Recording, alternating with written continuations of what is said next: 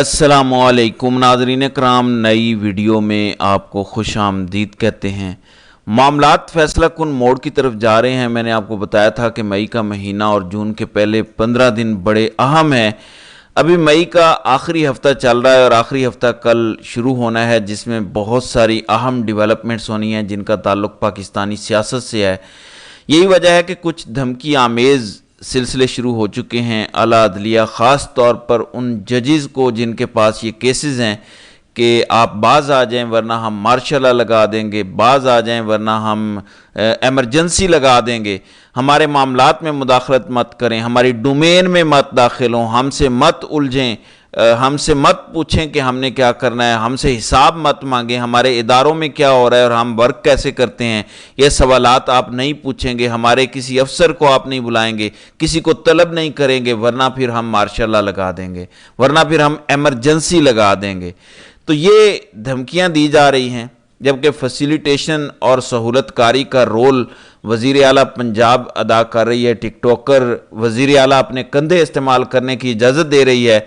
वो कहती है कि हुजूर हमारे कंधे हाजिर हैं, हमें बताएं कि क्या करना है, इस कैदी 800 नंबर 804 का क्या बंदोबस्त करना है, हम हाजिर हैं। नाज़रीन इकराम, चचा सामने नहीं आ रहे, चचा समझदार हैं, जबकि भतीजी सामने आ गई है, क्योंकि भतीजी ने चचा की जगह लेनी है मुस्तकबिल में। और भतीजी का ख्याल है कि अगर मैं इस वक्त सर्विसेज दूंगी, अपने कंधे इस्तेमाल करने की इजाज़त दूंगी, तो फिर मुस्तकबिल मेरा है, चचा का पता कट जाएगा और हम आगे मौजें ही मौजें करेंगे। यही वजह है कि सूबाई काबीना ने अप्रूवल दे दी है कि इमरान खान के खिलाफ एक मुकदमा कायम किया जाए जो शेख मुजीबुर रहमान तर्ज पर हो। कम से कम इन अक्ल के अंधों ने यह तो मान लिया कि ये 70 और 71 वाले हालात हैं। इमरान खान को शेख मुजीब बनाया गया। शेख मुजीब कौन थे? शेख मुजीबुर रहमान इलेक्शन जीते थे, अवाम उनके साथ थी, उन्होंने वज़ीर आज़म बनना था लेकिन उन्हें नहीं बनना दिया गया, उनको इक़्तिदार नहीं दिया गया और फिर मुल्क दो लख्त हो गया। फिर इसी शेख मुजीबुर रहमान को सरकारी तौर पर छोड़ना पड़ा। उस वक़्त के वज़ीर आज़म जुल्फ़िकार अली भुट्टो ने जेल में मुलाकात की और शेख मुजीब को निकाला गया और लंदन भेजा गया। लंदन से वो दिल्ली में उतरे, दिल्ली से वो ढाका गए और वहाँ जाकर अलग वतन का ऐलान किया और पाकिस्तान को खुदा हाफिज़ कहा। तो कम से कम ये तो मान गए हैं कि 70-71 वाले वाक़यात हैं और हालात हैं और हालात बहुत ख़राब हैं और पाकिस्तानी अवाम का मैंडेट तस्लीम नहीं किया जा रहा। बहरहाल भतीजी इसीलिए अपना कंधा दे रही है कि मुस्तकबिल में चचा का पता साफ करे, मैं हाजिर हूँ, मैं आपकी ताबेदार हूँ, बस इक़्तिदार मुझे इंजॉय करने दें, बाकी सब काम आपने करने हैं। आपको पता है कल खुसूसी सरमायाकारी कौंसिल का इजलास था, उसके बाद प्रेस रिलीज़ जारी किया गया। उससे पहले वज़ीर आज़म शहबाज शरीफ ने एक तकरीर जारी ज़मीन व आसमान के कलाबे मिलाए कि ये कौंसिल बहुत तरक्की कर रही है, इसकी कारकर्दगी बड़ी अच्छी है। जबकि दूसरी तरफ गवर्नमेंट ऑफ पाकिस्तान के सरकारी इदारे की तैयार करदा खबर है कि मुल्क में सरमायाकारी 50 साल की कम तरीन सतह पर है। सरमायाकारी का हदफ 15.1% मुकर्रर किया गया था, लेकिन यह 13.1% रही। कम सरमायाकारी ने हुकूमत के कर्ज़ों पर इन्हिसार को मज़ीद बढ़ा दिया। उन्होंने कहा कि स्पेशल इन्वेस्टमेंट फैसिलिटेशन काउंसिल यानी SIFC, जिसको बहुत ज़्यादा प्रोमोट किया जा रहा है और आर्मी चीफ जिसके अहम रुकन है और ये उन्हीं का तख़य्युल है, उनकी जानिब से सरमायाकारी की बढ़ाने की कोशिशों के बावजूद मुल्क में सरमायाकारी का रुझान कम हुआ और सरमायाकारी की शरह गुज़श्ता 50 साल की कम तरीन सतह पर पहुँच गई।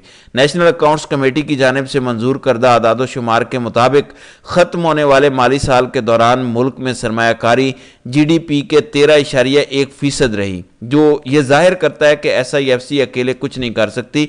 जब तक कि मुल्क के मुआशी फंडामेंटल दुरुस्त नहीं होते और सियासी हिस्से काम नहीं आ जाता, तब तक सरमायाकारी के मतलूबा अहदाफ हासिल नहीं किए जा सकेंगे।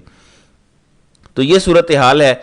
सरमायाकारी 13.1% रही, जो कि कम तरीन है 50 साल की पाकिस्तानी हिस्ट्री में।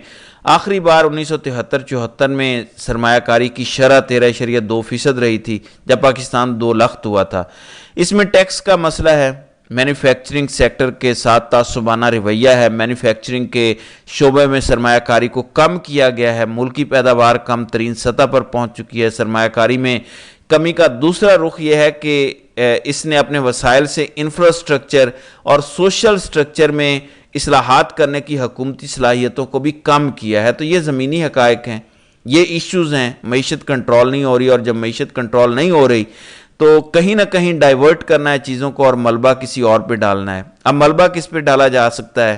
خود ٹوکرا ملٹری لیڈرشپ نے اپنے سر اٹھایا کہ ہم نے اکانومی ٹھیک کرنی ہے اور ہم ڈرائیونگ سیٹ پر ہیں اور SIFC ملک کو آگے لے کر بڑھے گی، لیکن ریزلٹس آپ کے سامنے ہیں۔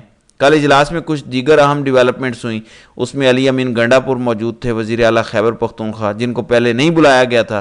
جب میڈیا میں یہ چیزیں آئیں تو انہیں انوائٹ کرنا پڑا، وہ گئے اور انہوں نے آرمی چیف کی موجودگی میں فیڈرل گورنمنٹ کے ساتھ دو ہاتھ کیے، شہباز شریف کے ساتھ دو ہاتھ کیے۔ انہوں نے اپنے صوبے کا لاؤڈ اینڈ کلیئر میسیج دیا۔ انہوں نے کہا کہ آپ کی جو بھی پالیسی ہے، جو کچھ بھی ہوگا، اس کو ہم اپنے صوبے کے مفادات کے مطابق پرکھیں گے۔ اگر وہ صوبے کے مفادات کے مطابق ہوا اور صوبے کے مفادات اور حقوق متاثر نہ ہوئے تو ہم ایسی ہر ایفرٹ میں تعاون کریں گے، ادروائز ہم تعاون نہیں کریں گے۔ پھر انہوں نے کہا کہ ہم نے اپنا بجٹ پیش کیا اور IMF کی بیساکھیوں کے بغیر، کسی عالمی ادارے کی بیساکھیوں کے بغیر بجٹ پیش کیا اور کوئی غیر آئینی یا غیر قانونی کام نہیں کیا۔ پھر انہوں نے کہا کہ خیبر پختونخوا کے لوگ اپنے حقوق سے پیچھے نہیں ہٹیں گے، بے شک جتنی مرضی دھمکیاں دی جائیں۔ پھر ان سے پوچھا گیا کہ کوئی آرمی چیف سے ملاقات ہوئی، جس پر انہوں نے کہا کہ آرمی چیف سے 2 دفعہ ملاقات ہوئی ہے۔ تو پوچھا گیا کہ کیا پاکستان تحریک انصاف کے سیاسی معاملات پر بات ہوئی، تو انہوں نے کہا کہ نہیں، یہ فورم بالکل ڈیفرنٹ ہے، ایجنڈا کچھ اور تھا۔ تو گنڈا پور نے بتایا کہ بہت اچھی 2 دفعہ ملاقات رہی۔ جہاں تک عمران خان اور تحریک انصاف کا معاملہ ہے وہ الگ سے چل رہا ہے، اس کا کوئی نہ کوئی نتیجہ نکل آئے گا۔ ناظرین کرام، در حقیقت 2 نکات پر ڈیڈ لاک ہے۔ اگر وہ دو نکات حل ہو جاتے ہیں تو پھر بات چیت آگے بڑھے گی اور تحریک انصاف، عمران خان اور ملٹری لیڈرشپ کے درمیان برف پگھل سکتی ہے۔ ایک ہے بد اعتمادی، گرنٹرز چاہیے۔ گرنٹرز کہاں سے آئیں گے؟ میرا خیال ہے کہ گرنٹرز بھی مل ہی جائیں گے جب چیزیں آگے بڑھیں گی، جب ایک دوسرے کو ملنے کا موقع ملے گا۔ تو ایگو کا مسئلہ ہے، اور دوسرا ایک ملاقات متوقع ہے۔ اگر ملاقات ہو جاتی ہے تو چیزیں حل ہو جائیں گی، ادروائز نہیں ہوں گی، کیونکہ عمران خان کسی بھی صورت ماننے کو تیار نہیں ہے۔ وہ NRO نہ لینے کے موڈ میں ہے نہ دینے کے موڈ میں ہے۔ ان کے اپنے جو مقدمات ہیں ان سے متعلق وہ کہتے ہیں کہ وہ عدالتوں پر چھوڑ دیں، آپ عدالتوں کو آزاد کر دیں، عدالتوں کے معاملات میں مداخلت نہ کریں۔ تو ایک جانب بات چیت اور ڈیڈ لاک ڈائیلاگ چلانے کی کوشش ہو رہی ہے، تو دوسری جانب دھمکیاں بھی دی جا رہی ہیں۔ ججز کو دھمکیاں اس لیے دی جا رہی ہیں کیونکہ یہ جو اگلا ہفتہ شروع ہونے والا ہے کل سے، اس میں بہت زیادہ امپورٹنٹ مقدمات آ رہے ہیں۔ عدت کیس کا فیصلہ آنا ہے، سائفر کیس کمپلیٹ ہو جائے گا، اس کا فیصلہ آ سکتا ہے۔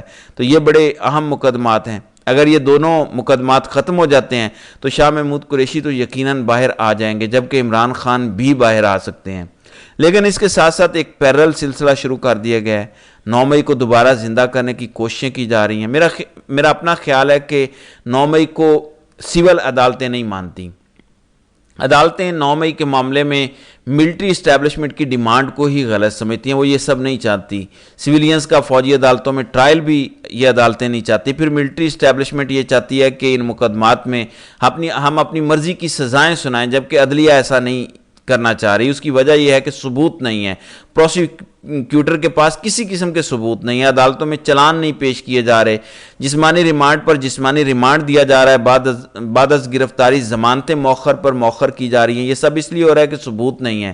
جب ثبوت مانگے جاتے ہیں تو وہاں سے راہ فرار اختیار کی جاتی ہے، اور چلان سبمٹ اس لیے نہیں کر رہے کیونکہ چلان سبمٹ کرنے کے لیے کچھ ہے نہیں۔ جیسے ہی چلان سبمٹ کریں گے اس کے بعد ٹرائل شروع ہو جائے گا، اور ٹرائل کے پلے کچھ نہیں ہے، اس میں سزائیں نہیں ہو سکیں گی۔ اس لیے کچھ ایسے خاندانوں کو تلاش کیا جا رہا ہے جن کے ذریعے پریس کانفرنسز کروائیں، جو 9 مئی کے لوگ رہا ہوئے ان کی فیملیز کی طرف سے کچھ باتیں کروائی جائیں تاکہ پبلک میں امپریشن بہتر ہو۔ پھر مریم نواز کا صوبائی حلقہ کھل گیا ہے، اور کھلنے سے مراد یہ ہے کہ فارم 47 ورسز فارم 45، مار شرافت علی جنہوں نے مریم کے مقابلے میں الیکشن لڑا، ان کی لاہور ہائی کورٹ میں الیکشن ٹریبیونل میں درخواست سماعت کے لیے منظور کر لی گئی ہے، اور مریم کے حلقے کا ریکارڈ مانگ لیا گیا ہے، یعنی یہ حلقہ کھل چکا ہے۔ اب اگر یہ معاملہ آگے بڑھتا ہے تو فارم 47 کا فارم 45 سے مقابلہ ہوگا، یقیناً فارم 47 والے ہار جائیں گے اور فارم 45 والے جیت جائیں گے۔ تو یہ گیم ابھی شروع ہوئی ہے، تو آنے والے دن بڑے ہی دلچسپ ہیں، بڑے ہی امپورٹنٹ ہیں۔ میرا خیال ہے کہ ججز کو دھمکیاں دینے کی بجائے معاملات کو سلجھایا جائے تو بہتر ہے۔ بہرحال دیکھتے ہیں کہ آئندہ آنے والے دنوں میں مزید کیا ہوتا ہے۔ تو ناظرین کرام، آپ کی اس ویڈیو کے حوالے سے کیا رائے ہے؟ آپ اپنی رائے کا اظہار کمنٹ سیکشن میں ضرور کیجیے گا۔